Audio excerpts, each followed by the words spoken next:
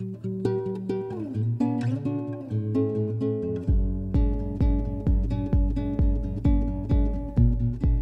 I'm Vlad with Glow Marble, and I have a table that looks too much like something you'd find in an office. I'm going to make it look really nice and expensive using some Glow Marble epoxy.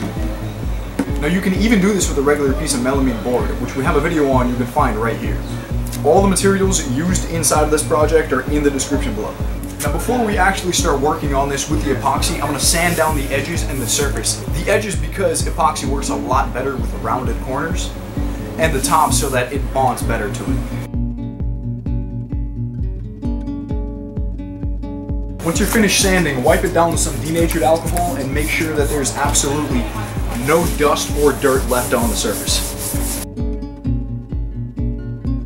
Now to make sure we have a really tight bond of our surface to our epoxy, we're going to be using our primer. It's really recommended for contractors and big scale projects. If you want to save a little bit of money, if you're doing something DIY, there's no problem. You can use the actual epoxy in a thin layer as a primer itself.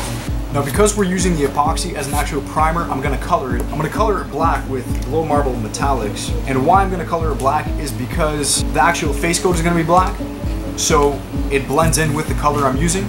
It's going to mask these marks that I have, these white marks, and it's also good because it's a reflective surface.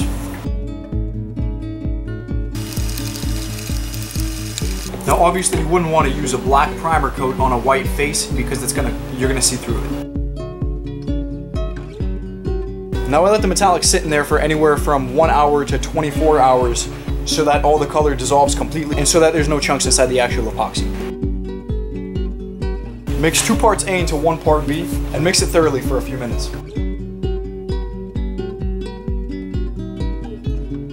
Now we pour our primer coat and lay it down as evenly as possible with a squeegee.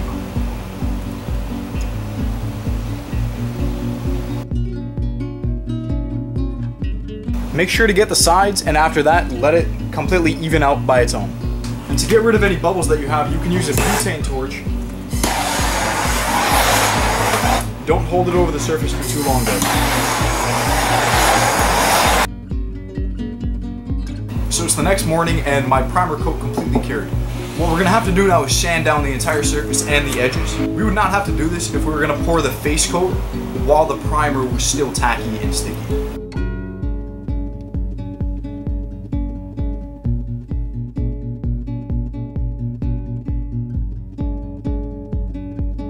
Once your primer is sanded, cleaned with alcohol, and you make sure your table and everything is on level, it's time to mix your face coat. 2 parts A, 1 part B.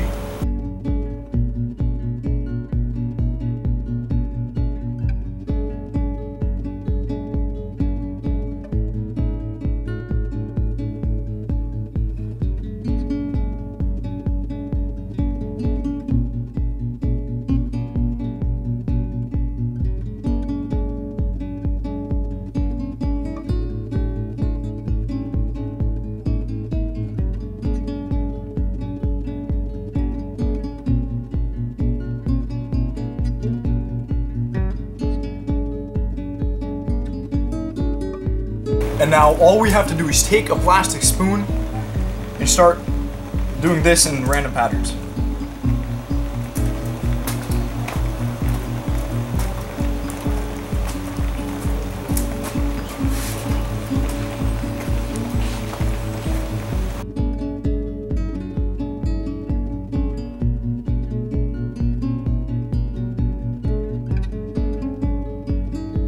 To break any bubbles we made on the surface, we go over with a blowtorch.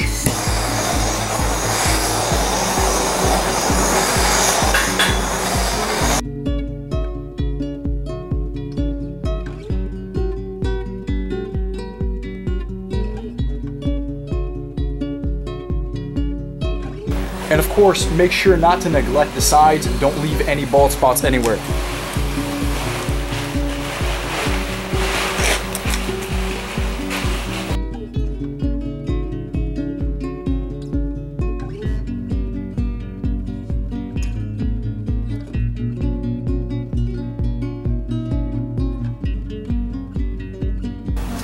Now once the epoxy starts to thicken and drip a lot less, you can take a spoon and very slowly take those drips off.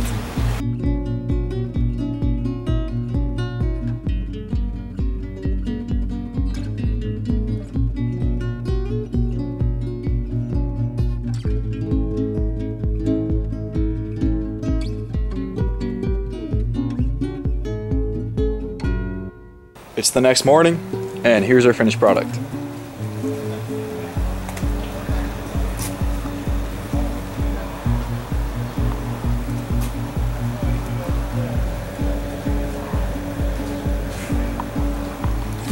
Another option that you have is instead of texturing immediately with your spoon, you could wait 20 minutes and you're gonna get something like this, where the material doesn't really spread out, doesn't really have enough time to start merging together, and it's a lot more contrast. Now the only thing that's left to do is to sand down those little drops on the bottom.